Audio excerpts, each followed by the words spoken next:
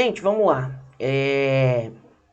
Hoje iniciaria e começaria, perdão, as nossas audiências simuladas, mas o pessoal de modo geral pediu para que antes mesmo de iniciadas elas fossem prorrogadas, para a gente basicamente fazer uma introdução sobre como seria a audiência de instrução e julgamento, como seria a audiência simulada.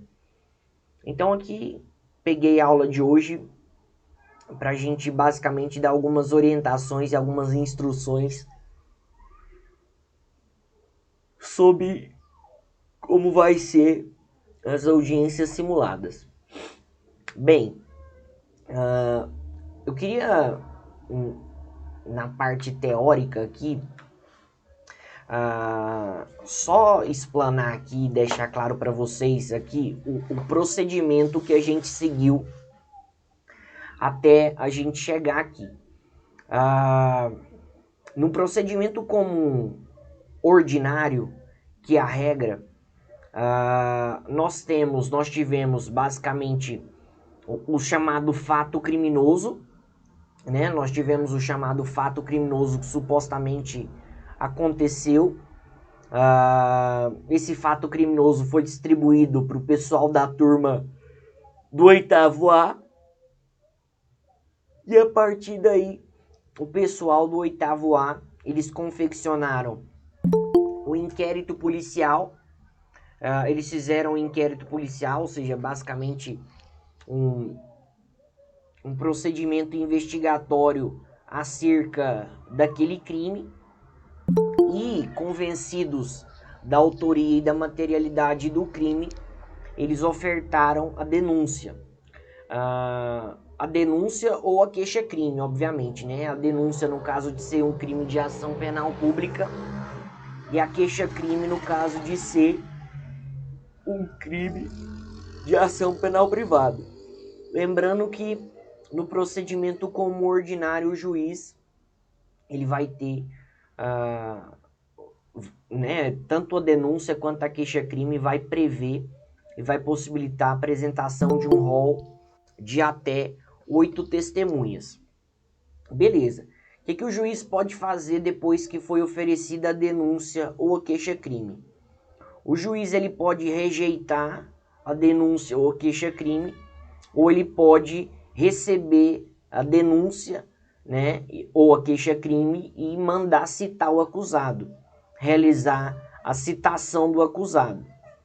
Se o juiz ele recebe, ou seja, se o juiz aceita a resposta à acusação e manda citar o acusado, abre-se então prazo para a chamada resposta à acusação.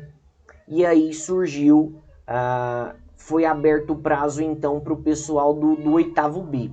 É claro que a gente deu uma flexibilizada um pouquinho nos prazos, né, gente? A gente deu 3 semanas para o pessoal da acusação e 3 semanas para o pessoal da defesa,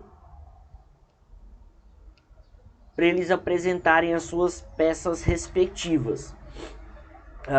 Então foi aberto o prazo para a defesa apresentar a resposta à acusação, prazo este que venceu semana passada. O juiz ele tem 2 opções: ou ele absolve sumariamente o acusado, segundo o artigo 397, né, do CPP, ou com base em alguma excludente de ilicitude, ou com base em alguma excludente de culpabilidade, ou com base em alguma situação de atipicidade, ou no caso de alguma extinção de punibilidade. Algo que eu até tinha falado pro pessoal, obviamente, né, gente, pelo bem do nosso procedimento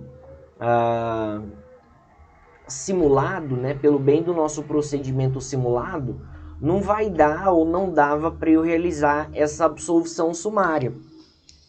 Né? Não dava para, por exemplo, a defesa alegar algo que excluísse a ilicitude, a culpabilidade ou a tipicidade e eu absolvesse sumariamente.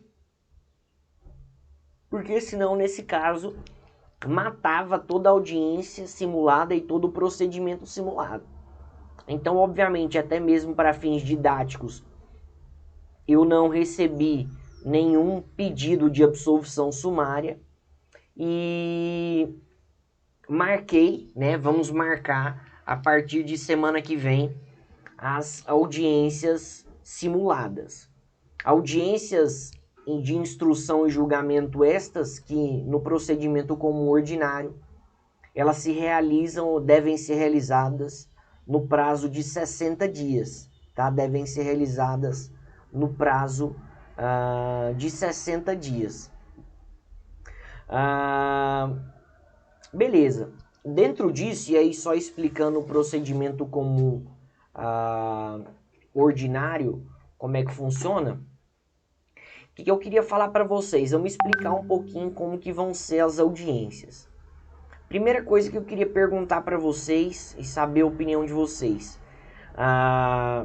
Nós vamos começar com os grupos, né? Grupo 1, grupo 2, grupo 3, grupo 4, até chegar no grupo 8, assim sucessivamente.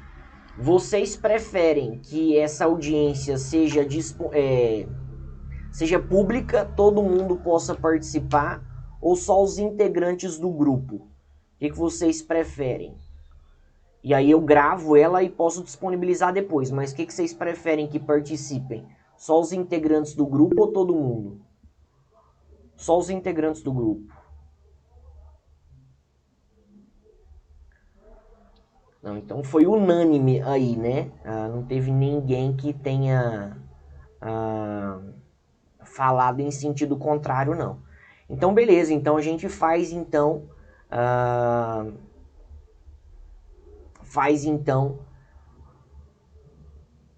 Nossa, velho, então...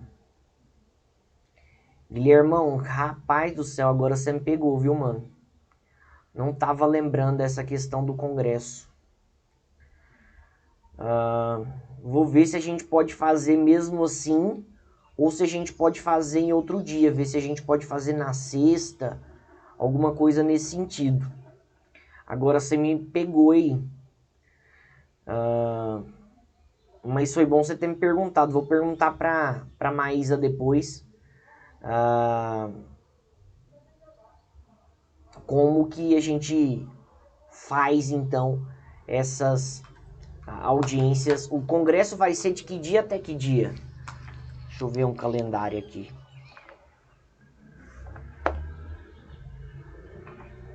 Vocês sabem mais ou menos o dia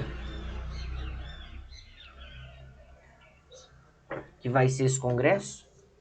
26 a 29. Beleza. Eu vou perguntar para a Maísa se a gente pode fazer de tarde. Acredito que o congresso não vai ter de tarde, né? Até para a gente manter os fins didáticos aí. E se não, a gente tenta fazer numa sexta-feira. Sexta-feira, se fizesse... Você que é do grupo 1, Guilhermão, se fizesse sem ser na quarta, ficaria ruim? Ficaria, né? Porque aí mudaria a logística toda, né?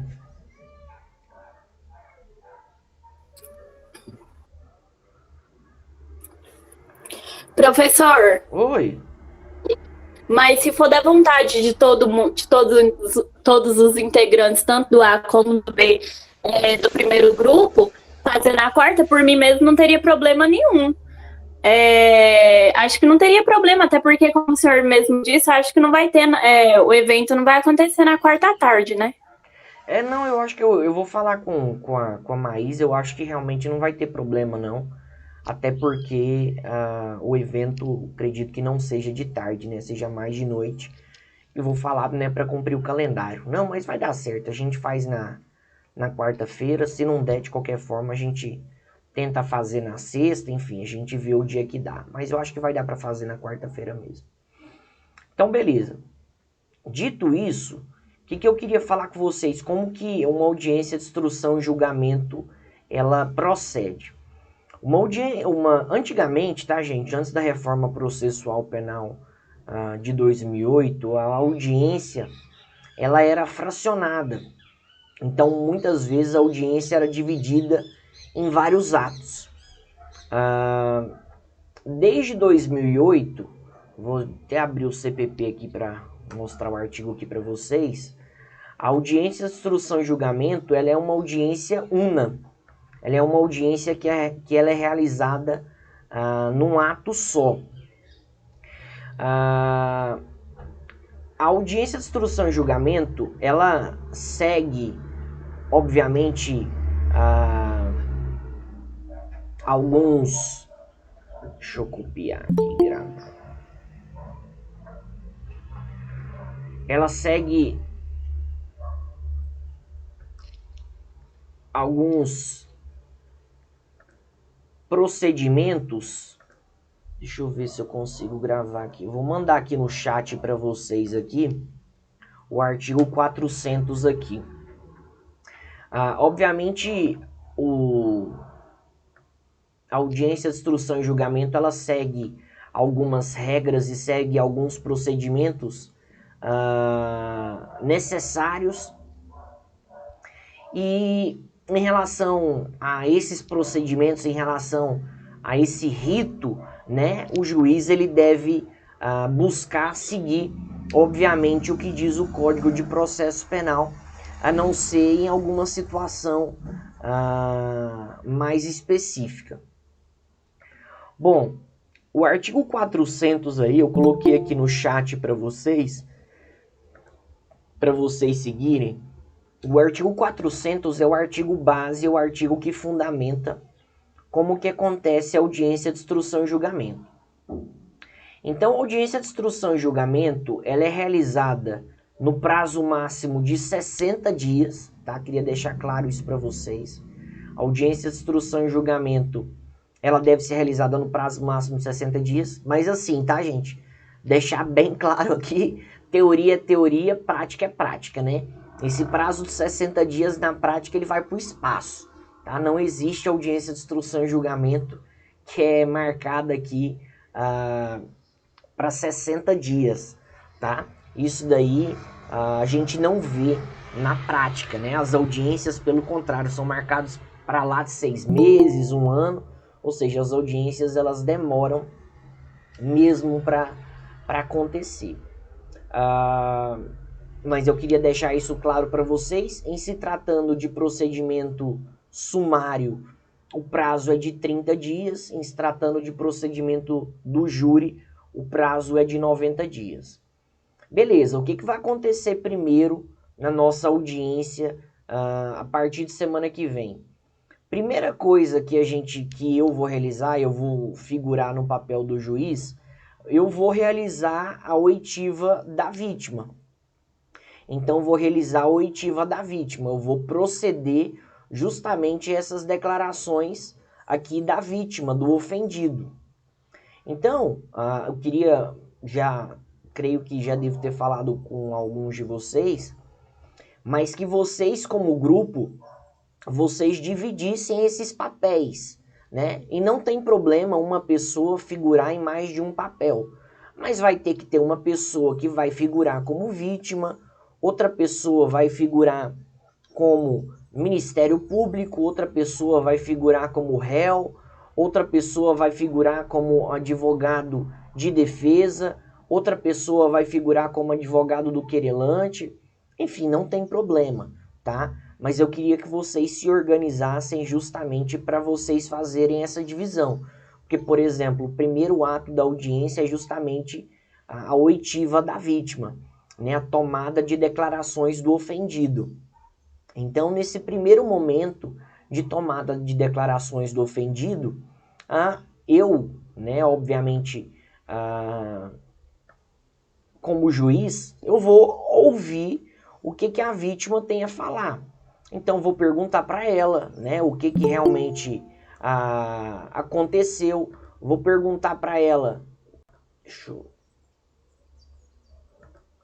Vou perguntar para ela, obviamente, aquilo que aconteceu, aquilo que ela acredita que, né, possa ter acontecido, se ela se lembra daquele fato, se mais alguém estava presente no momento do fato, como que o fato aconteceu, enfim, vou fazer algumas perguntas para a vítima justamente para realizar essa tomada de declarações dela, né? A tomada de declarações do ofendido.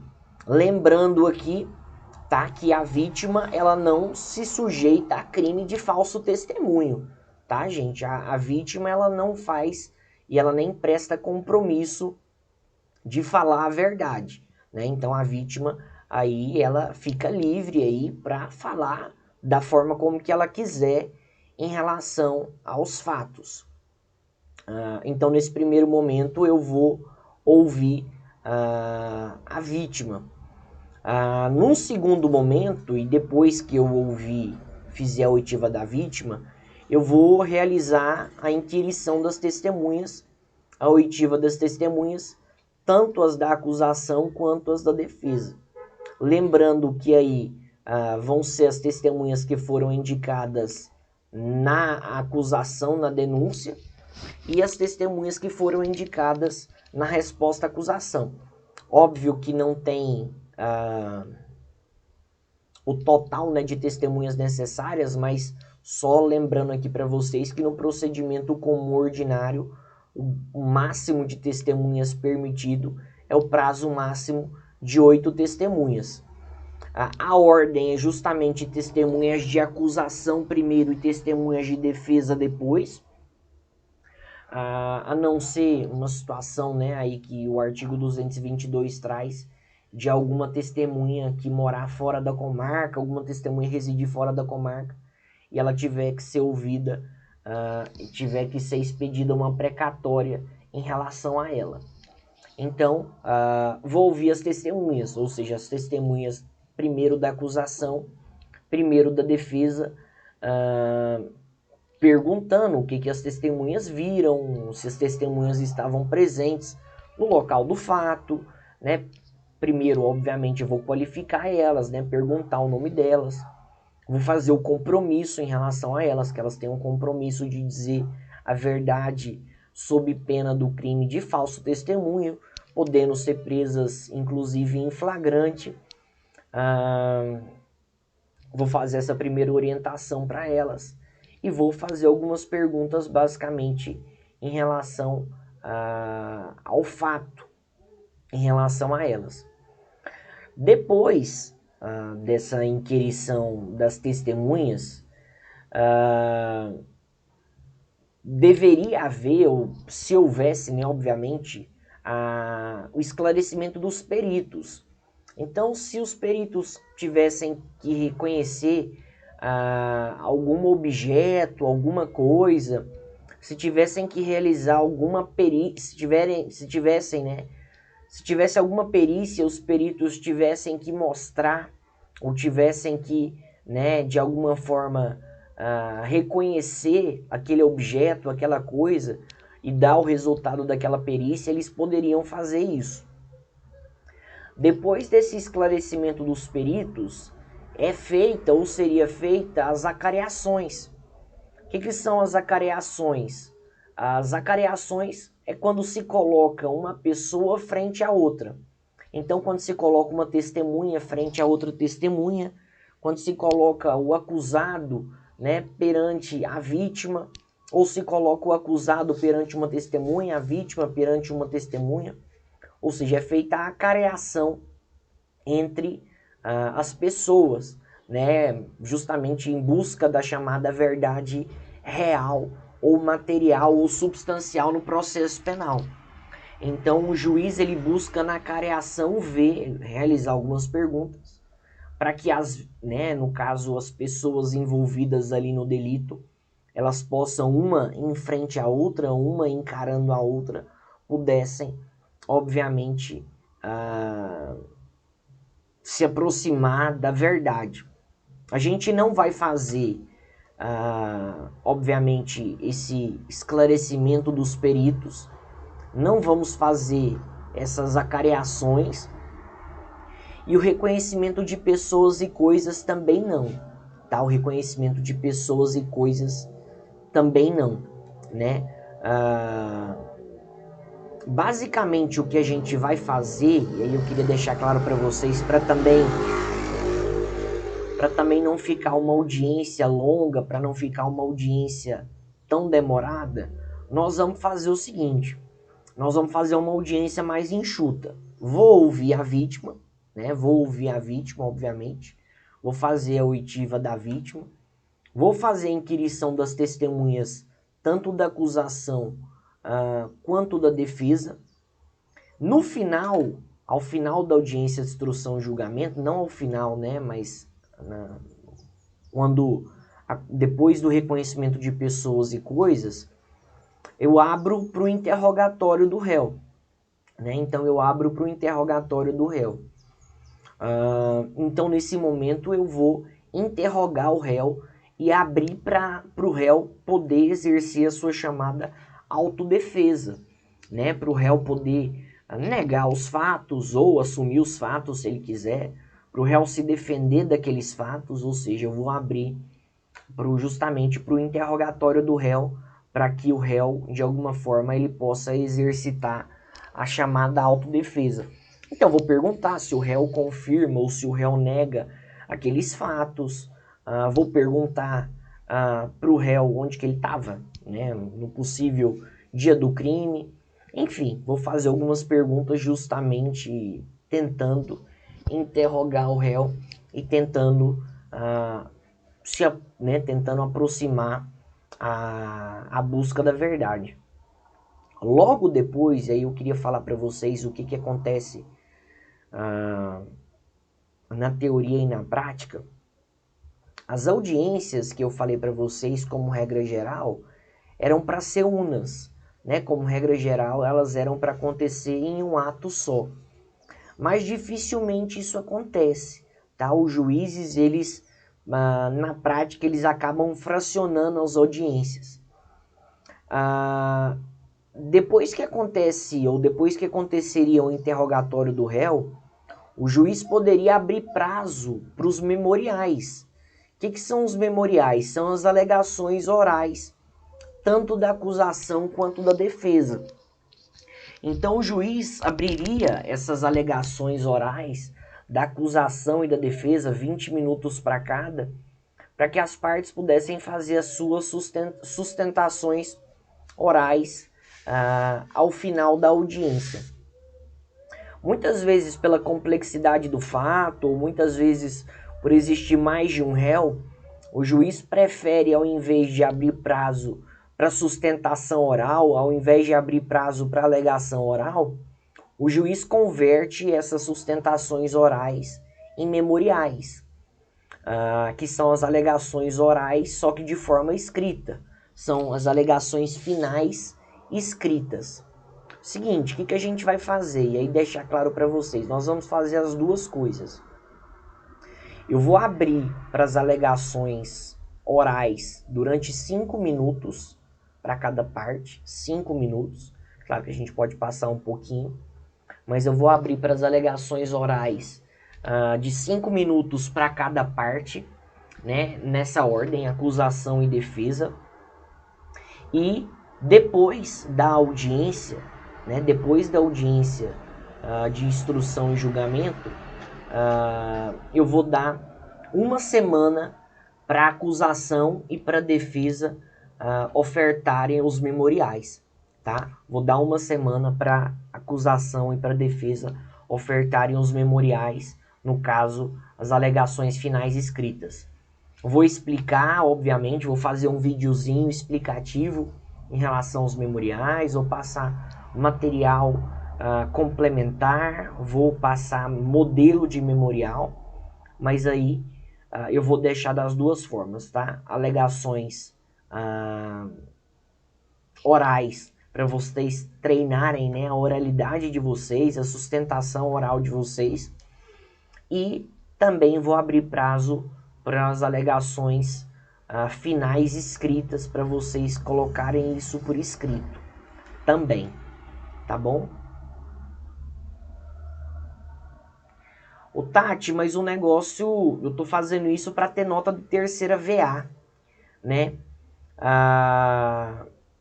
Antigamente, antes de ter 3 VAs, a gente fazia sem memorial, né?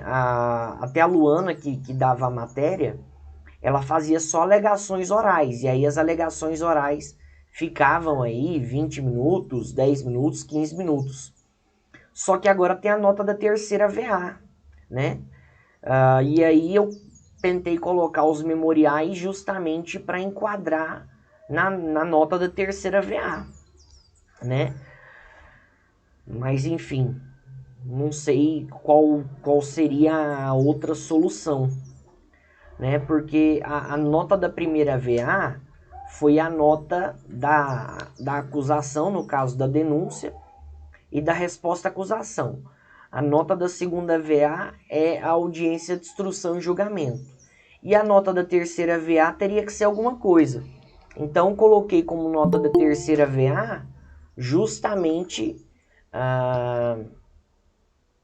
essa audiência de instrução e julgamento. Perdão, coloquei como terceira VA justamente a apresentação desses memoriais.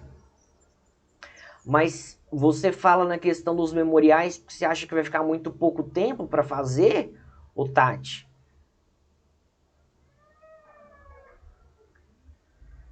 Não, a gente coloca 2 semanas, sem problema. A gente coloca 2 semanas, não tem problema não. Vocês já vão ter uma base da sustentação oral.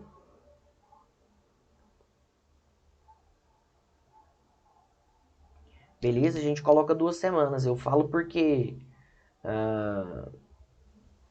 pro pessoal, né? Não, pro primeiro grupo eu acho que vai estar tranquilo também, né? Mas eu falo pros grupos finais para não ficar eles ficar fazendo memorial lá para depois do dia 20 de dezembro, né?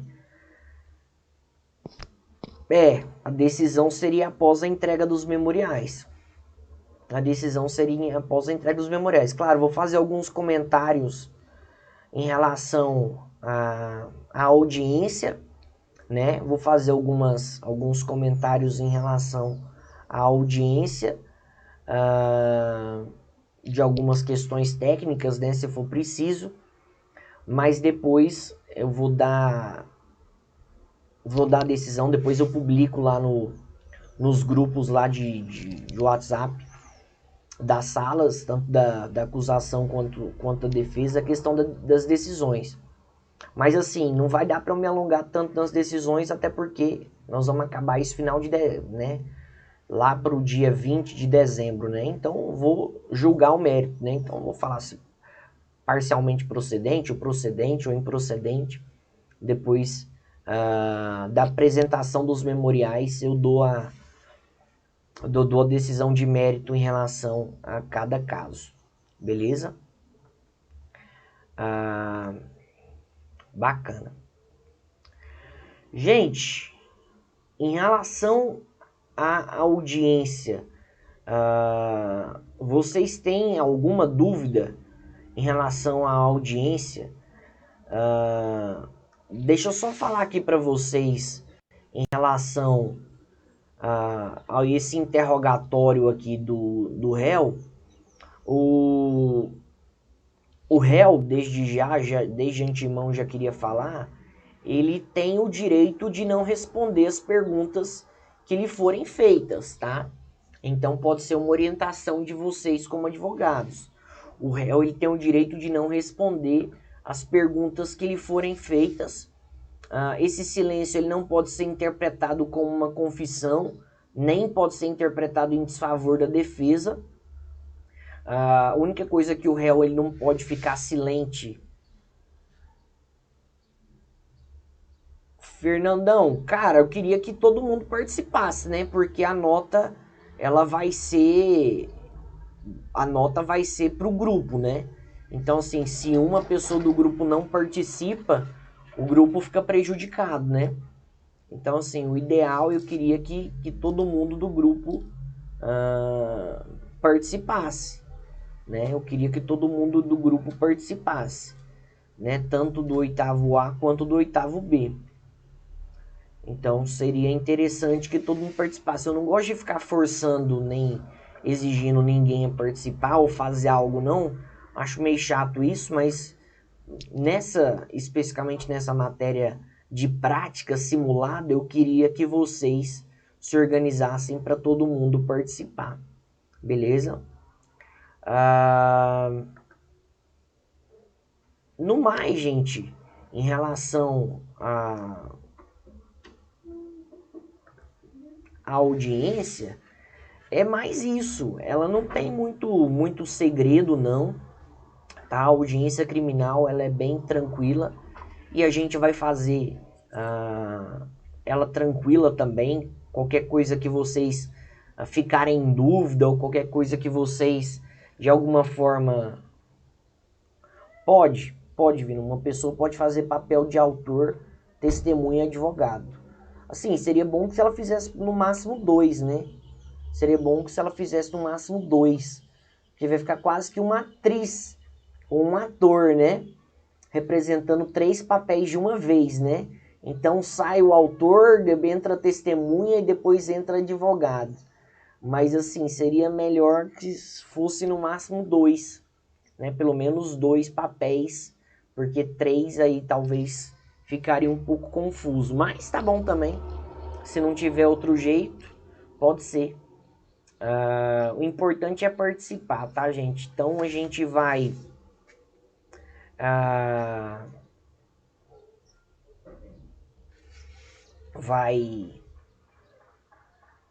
realizar essas audiências a partir de semana que vem. Vai ser bem sossegado, tá? Bem tranquilo.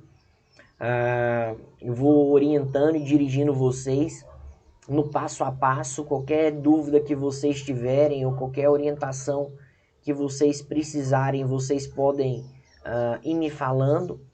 Não tem muito segredo, tá? E, enfim, qualquer dúvida que vocês precisarem, eu estou à disposição. Calma aí, deixa eu ver a Tati aí. Léo, será controlar a entrada de pessoas na sala no que diz respeito às testemunhas? Sim. Isso daí eu que vou tomar conta nesta questão das testemunhas. As testemunhas, elas vão entrar na sala à medida que eu for autorizando, tá? Na medida que eu for autorizando. Então nós vamos seguir justamente essa ordem. Então, primeiro, né, na sala somente MP e advogados, primeiro oitiva da vítima, testemunhas fora, depois testemunha da acusação, depois testemunha de defesa, ou seja, vai entrando ao longo da audiência. Não vai ser bagunçado de todo mundo ao mesmo tempo, não. Beleza? E aí vocês, obviamente, peço para vocês irem se comunicando com o pessoal do grupo de vocês. Avisando eles para entrar ou para dar uma esperada um pouquinho, enfim. Essa situação. No mais, gente, vocês têm alguma pergunta? No mais, vocês têm alguma pergunta em relação à audiência ou como vai ser a audiência?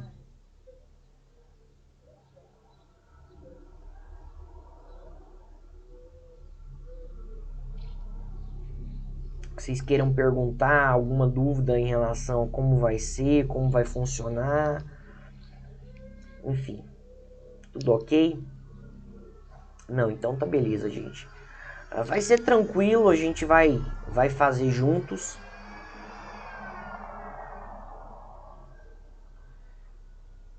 Eu vou colocar, não sei se vocês concordam, GG, 5 minutos para as alegações orais para cada um.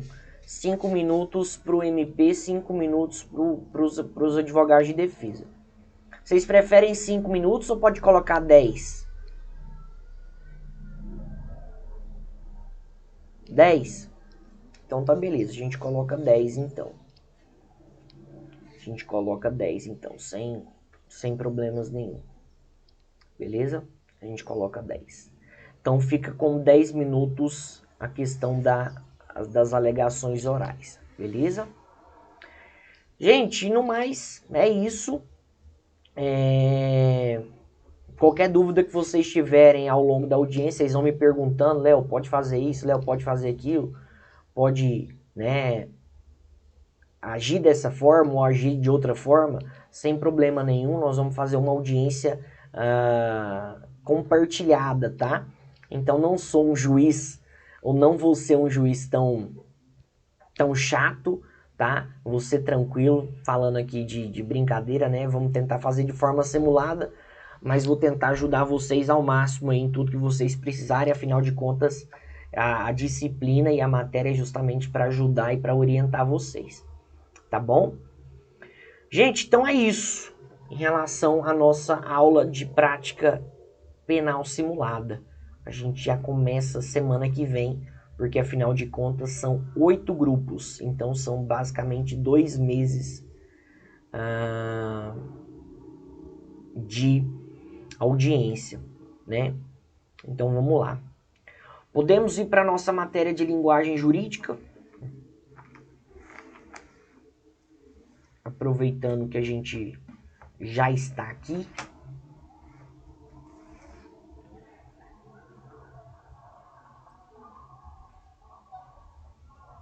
Então tá beleza, então vamos lá ver onde é que a gente estava aqui.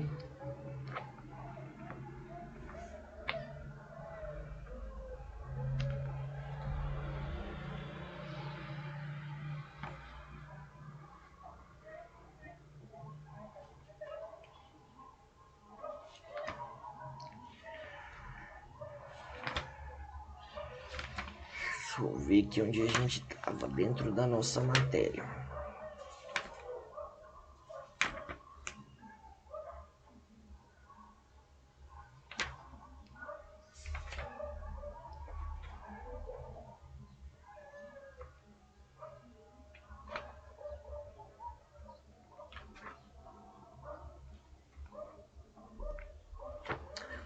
Vamos lá, vamos começar uma matéria nova.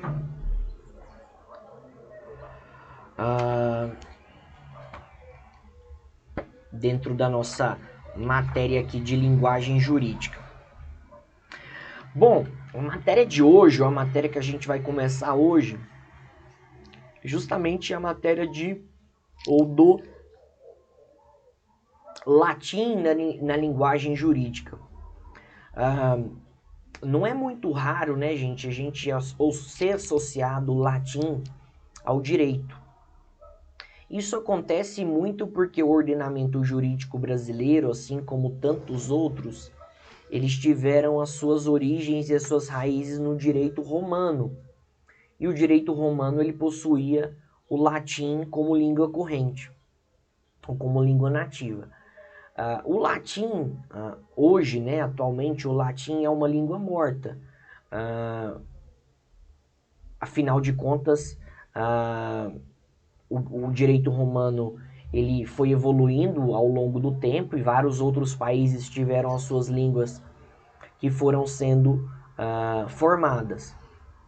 Então, o latim ele não tem mais aplicação e ele não tem mais aplicabilidade nos dias de hoje, a não ser como reminiscência histórica ou como objeto de alguns estudos históricos. Ou seja, não tem nenhuma sociedade moderna que pratique ou se comunique pela língua latina. Ou seja, o uso do latim ele fica restrito, obviamente, pelo meio eclesiástico e, obviamente, pelo meio jurídico, ou seja, pelo ambiente jurídico.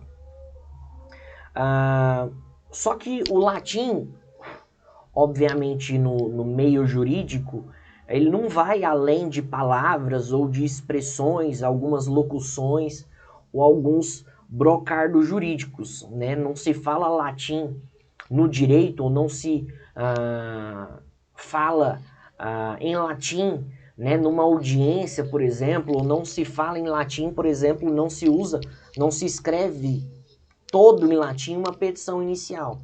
Só são algumas expressões, só são alguns tipos de vocabulários que são empregados em latim. Ou seja, é mais como uma herança que é utilizada em certas frases, ou em certas palavras, ou em certas expressões. Na linguagem forense, ou na linguagem do meio jurídico, ou seja, no âmbito jurídico, muitas vezes se utiliza o latim, ou é frequente o uso de latinismos. Isso muitas vezes é encontrado em peças jurídicas, ou até mesmo em livros jurídicos. E essas questões em latim, ou essas palavras em latim, elas têm uma acepção técnica, né? Elas têm um sentido jurídico diferente, ou seja, elas têm uma carga semântica diferente. Então, por exemplo, qual que é a diferença, ou existe diferença entre se utilizar a expressão efeito ex tunc e efeito ex nunc? Tem diferença disso? De efeito ex tunc e efeito ex nunc? Existe diferença entre efeito ex tunc e efeito ex nunc. Vocês lembram a diferença entre efeito ex nunc e efeito ex tunc? Qual que é a retroatividade, Taizinha?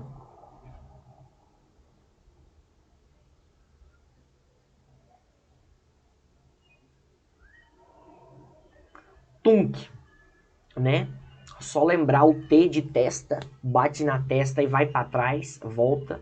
Nunc, só lembrar de N de nuca, bate na nuca e vai para frente, efeitos dali para frente. Então, os efeitos ex tunc e os efeitos ex nunc, eles possuem justamente essa diferença e possuem essa acepção jurídica diferente. Então, é necessário se conhecer, ou é necessário justamente saber um pouco mais dessas expressões e desses brocardos em latim, principalmente para se ter mais facilidade, mais compreensão em textos jurídicos ou até mesmo na prática jurídica. Afinal de contas, esse uso dessas expressões em latim, ela vai muito do estilo, né, do jurista, o estilo da pessoa que maneja essa linguagem. Então vamos fazer alguns apontamentos da língua latina, vamos fazer algumas considerações acerca do latim, vamos falar alguns aspectos mais relevantes.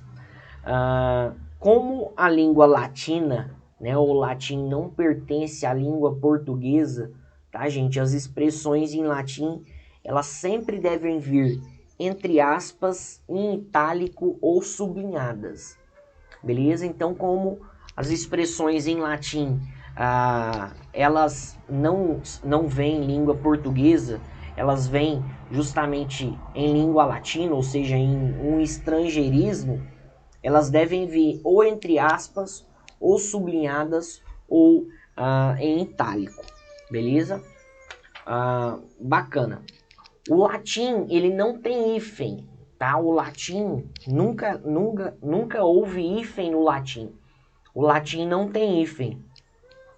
Então não há que se falar em hífen no latim, ou seja, nenhuma locução latina vem com hífen. Outra coisa que não existe no latim, não existe acento gráfico no latim. O latim, ele nunca possuiu nenhum tipo de acento gráfico. Então, o latim, ele não possui nem tio, nem trema, nem acento agudo, nem acento grave ou acento circunflexo. O latim não possuiu e nem possui nenhum tipo de acento. E também no latim não existe cedilha, tá? Não existe cedilha no latim. Outra questão interessante, e aí a última questão que eu queria falar com vocês, que envolve o latim, dizia respeito em relação ao uso das letras J ou I. Por exemplo, nos vocábulos ius ou ius. Tá? Se tinha essa dúvida, ou muito se existiu essa dúvida em relação a qual estaria correta, né? O jus ou ius. Qual que vocês acham que está certo, gente? Vocês acham que tem alguma que está errada, alguma que está correta? Qual que seria o certo, ius ou jus? ius.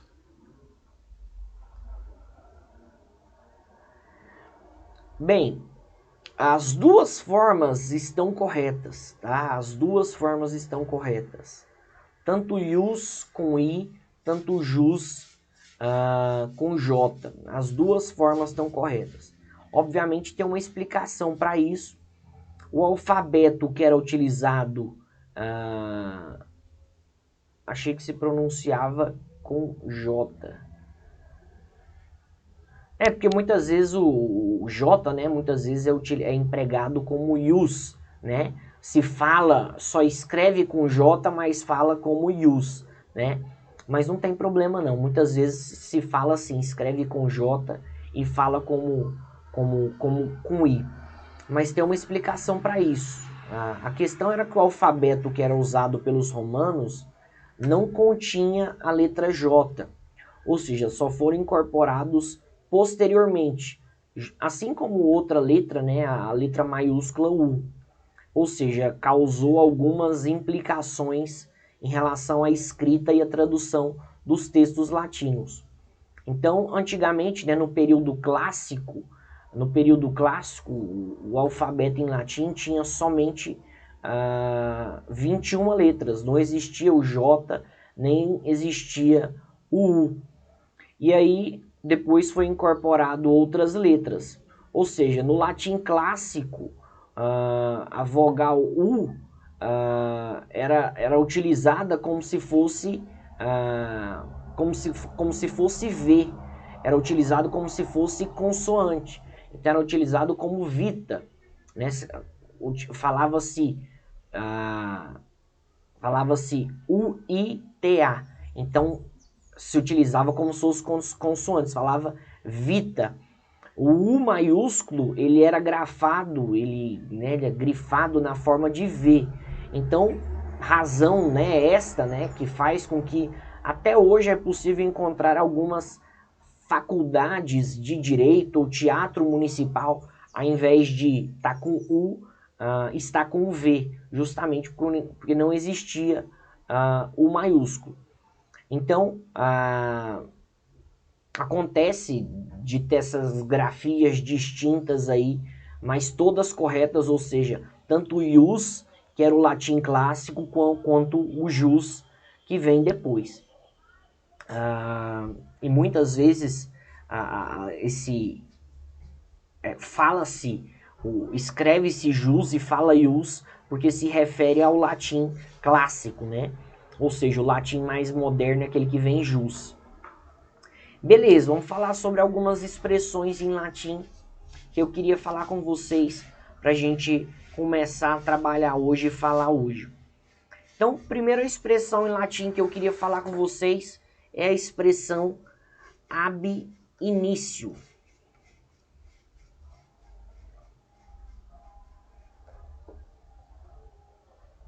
Primeira expressão que eu queria falar com vocês é a expressão ab initio.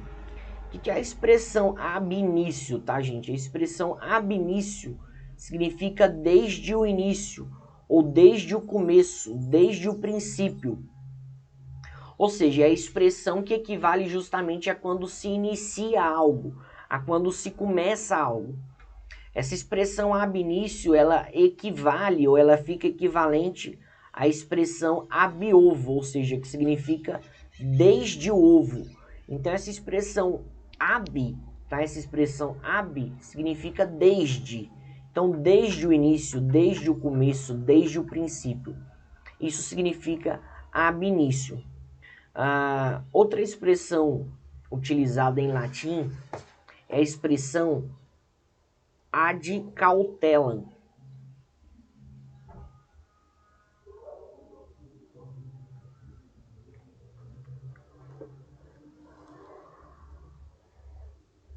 A expressão ad cautelam. O que é a expressão ad cautelam? Ad cautelam significa por cautela, ou significa por precaução, ou significa por prudência. Então, por exemplo, vamos dar como exemplo aqui, determinado exame nomeará, né, o juiz curador ao acusado nomeação ad cautelam, pois há por hora suspeita. Ou seja, uma nomeação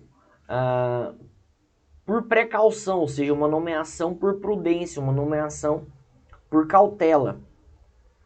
Beleza.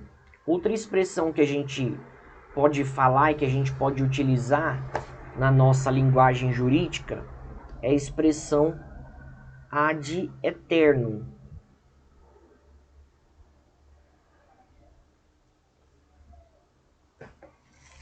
O que é a expressão ad eternum? A expressão ad eternum significa para sempre ou significa eternamente. Né? Então a expressão ad eternum significa para sempre ou para todo sempre ou eternamente. Beleza? Então, por exemplo, né, muito se brinca, né? Por exemplo, tal decisão ela vai produzir efeitos ad eternum. Ou determinado ato administrativo vai produzir efeitos ad eternum. Ou até a gente utiliza, né, a prova daquele professor, nossa, ela demorou tanto, ela durou ad eternum. Ou seja, ad eternum significa para sempre, ou seja, eternamente. Beleza.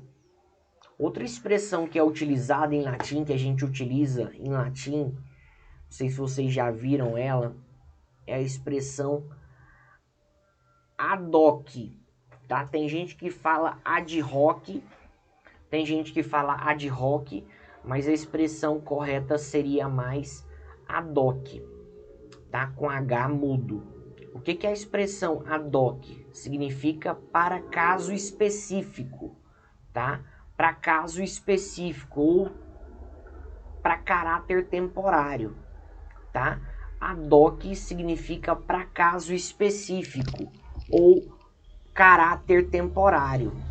Então, por exemplo, se fala num escrivão ad hoc, é aquele escrivão que foi chamado para preencher uma lacuna, um escrivão que foi chamado para preencher uma brecha e para funcionar em determinado momento ali temporário.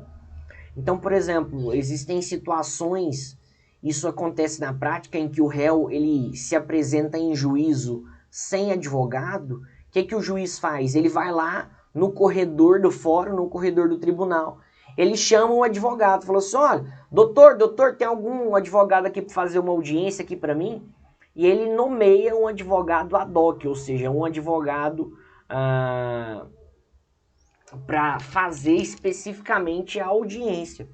Um advogado que foi constituído na hora, em cima da hora, justamente para fazer ou para fazer somente aquela audiência.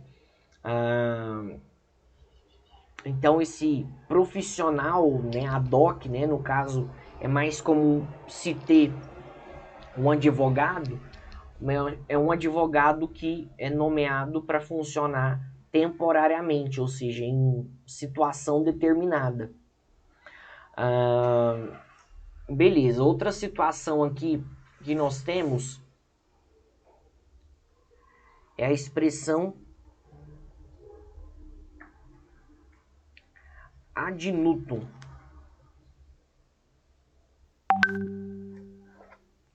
Tá? O que significa ad nutum?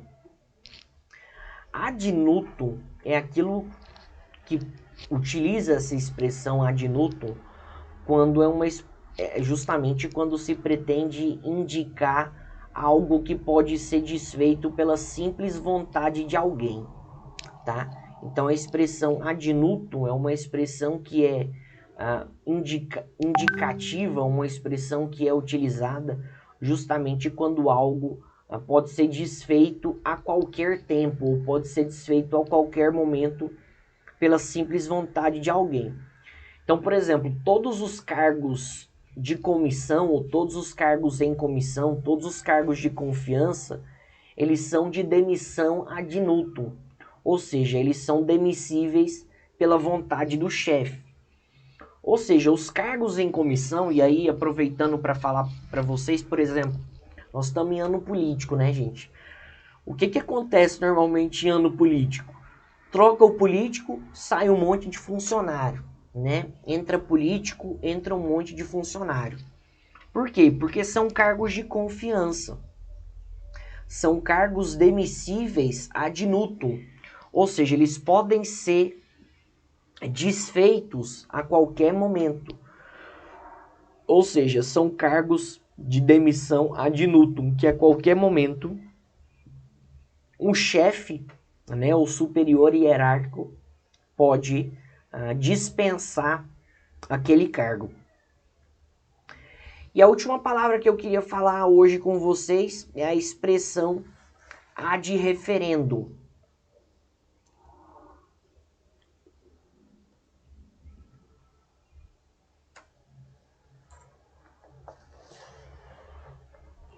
A expressão ad referendo. O que é a expressão ad referendo? Justamente o ato ou medida que deve ser submetido à aprovação, ou seja, aquele que depende de ratificação. Esse termo ad referendo significa justamente que determinada situação ou determinado instituto jurídico ele fica sujeito à aprovação, ele fica sujeito à ratificação.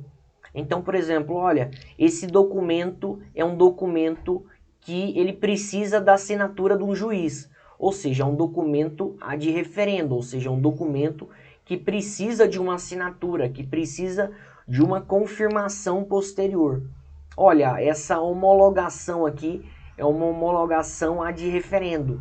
Por quê? Porque ela precisa da confirmação, ela precisa da ratificação da autoridade superior. Ou seja, esse ato, esse instituto, é um instituto ad referendo, ou seja, precisa de confirmação, precisa de ratificação. Beleza, gente?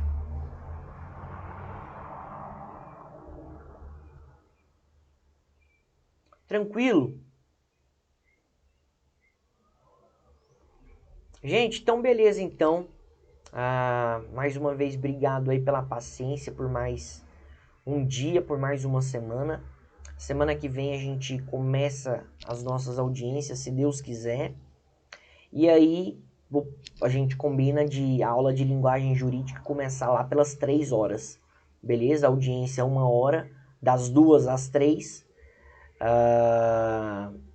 E a linguagem jurídica ser das 3 às 3h30. Beleza? Gente, valeu demais. Deus abençoe. Qualquer dúvida, qualquer coisa que precisar, estou à disposição. Sabe, pode contar comigo aí para o que precisar. E tamo junto. Tá bom? Fica com Deus. Deus abençoe. Abração. Ótima semana. Valeu demais da conta. Com Deus.